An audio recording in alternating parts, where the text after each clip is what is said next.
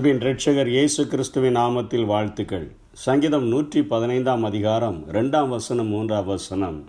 அவர்களுடைய தேவன் இப்பொழுது எங்கே என்று புறஜாதிகள் சொல்வானேன். நம்முடைய தேவன் பரலோகத்தில் இருக்கிறார், தமக்கு சித்தமான யாவையும் செய்கிறார். முதல் வசனமானது ஒரு கேள்வி கேட்பது போலவும், 2ஆம் வசனமானது அதற்கு பதில் சொல்லுகிறது போலவும் அமைந்திருக்கிறதை நாம் பார்க்கிறோம். முந்தைய நாட்களிலே, ராஜாக்கள் வாழ்ந்த நாட்களிலே, அவர்கள் ஒவ்வொரு தேசமும் இன்னொரு தேசத்திற்கு யுத்தத்திற்கு செல்லும் பொழுது அவர்கள் கேட்கிற கேள்வி, ஒருவர்கள் வெற்றி பெற்று விட்டார்னா மற்றவர்களை பார்த்து உங்கள் தேவன் எங்கே என்று கேட்பது போல அவர்கள் அநேக நேரங்களில் இப்படிப்பட்ட கேள்வியை கேட்கிற வழக்கம் உடையவர்களாக இருந்ததைத்தான் இவர்கள் இங்கே எழுதுகிறார்கள். அவருடைய தேவன் இப்பொழுது எங்கே என்று புறஜாதிகள் சொல்வானேன் என்று சொல்லி இந்த கேள்வி அநேக நேரங்களிலே சங்கீத பகுதிகளிலே நாம் பார்க்கிறோம். சங்கீதம் 42 3ஆம் வசனத்திலே சங்கீதக்காரன் சொல்லுகிறார், இரவும் பகலும் இப்படி கேள்வி கேட்கறதுனால இரவும் பகலும் என் கண்ணீரே எனக்கு உணவாயிற்று என்று சொல்லுகிறார். 10ஆம் வசனத்தில் சொல்லுகிறார், அவர்கள் இப்படிப்பட்ட கேள்விகளை கேட்டு என்னை நிந்திப்பதினால் என் எலும்புகள் என்னை உருவ குத்துகிறது போல இருக்கிறது என்று சொல்லுகிறார். 79ஆம் சங்கீதம் 10ஆம் வசனத்திலும் சொல்லுகிறார், அவர்களுடைய தேவன் எங்கே என்று புறஜாதிகள் சொல்லுவானேன் என்று சொல்லி.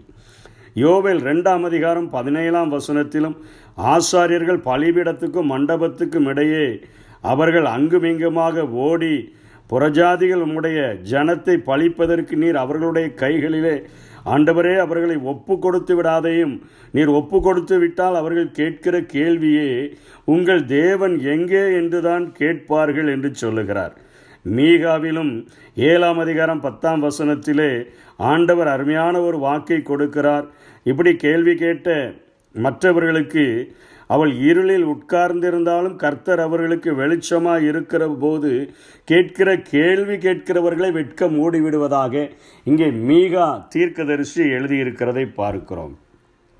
நம்முடைய தேவன் பரலோகத்தில் இருக்கிறார், தமக்கு சித்தமான யாவையும் அவர் செய்கிறார் என்று சொல்லி இங்கே அவர்கள் அதற்கு பதில் சொல்லுகிறது போல இந்த பகுதி எழுதப்பட்டிருக்கிறது. சங்கீதம் 135:6 வானத்திலும் பூமியிலும் சமுத்திரத்திலும் எல்லா ஆழங்களிலும் கர்த்தர் தமக்கு சித்தமானவைகளை அவர் செய்கிற ஒரு ஆண்டவராய் இருக்கிறார். வானத்திலும் பூமியிலும் சமுத்திரத்திலும் ஆழத்திலும் எல்லா இடங்களிலும் ஆண்டவர் கிரியை செய்கிற ஒரு ஆண்டவராய் இருக்கிறாரே, அவரை பார்த்து உங்கள் தேவன் என்று எங்கே என்று கேட்கிறீர்களே. அவர் பரலோகத்தில் இருந்தாலும் அவர் என்ன செய்கிறார்? 12ஆம் வசனத்திலே சொல்லுகிறார், கர்த்தர் நம்மை நினைத்திருக்கிறார், அவர் ஆசீர்வதிப்பார் என்று சொல்லி இஸ்ரவேல் குடும்பத்தாரை ஆசீர்வதிப்பார், ஆரோன் குடும்பத்தாரை ஆசீர்வதிப்பார்.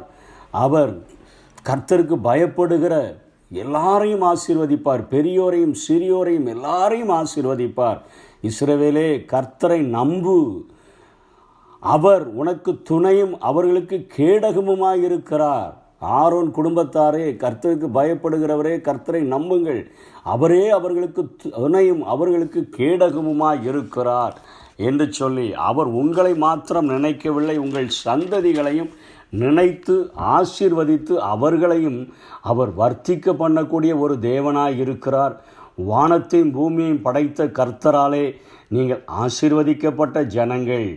வானங்கள் கர்த்தருடையவைகள், பூமியையோ மனுபுத்திரருக்கு கொடுத்திருக்கிறபடினால அந்த உண்மையை உணர்ந்து கொண்டு அவரிடத்தில் தேடும் பொழுது, அவரை நோக்கி நாம் கூப்பிடும் பொழுது, கண்களினால் காண்கிற, காதுகளினால் கேட்கிற, மூக்கினால் முகர்கிற, கால்களினால் நடக்கிற, தொண்டையினால் சத்தமிடுகிற ஒரு உயிருள்ள ஒரு ஜீவனுள்ள ஒரு தேவன், நேற்றும் இன்றும் என்றும் மாறாத ஒரு ஆண்டவர், என்னை ஆண்டவர் நினைத்து அவர் என்னை ஆசீர்வதிப்பதற்கு இன்றைக்கும் உண்மை உள்ளவராய் இருக்கிறார் என்பதை நம்பி அவரிடத்தில் நாம் சேர்ந்தோம் என்று சொன்னால், நம்மிடத்தில் இப்படிப்பட்ட கேள்வியை கேட்கிறவர்களுக்கு ஆண்டவர் செய்கிற கிரியைகள் அவர்களுக்கு பதிலாக மாறிவிடும். அவர் நம்மை நினைத்திருக்கிறதையும், அவர் நமக்கு துணையாக வருகிறதையும், அவர் நமக்கு கேடகமாக இருக்கிறதையும், வானத்தையும் பூமியையும் உடைய கர்த்தராலே நமக்கு ஆசீர்வாதங்கள் வருகிறதையும்,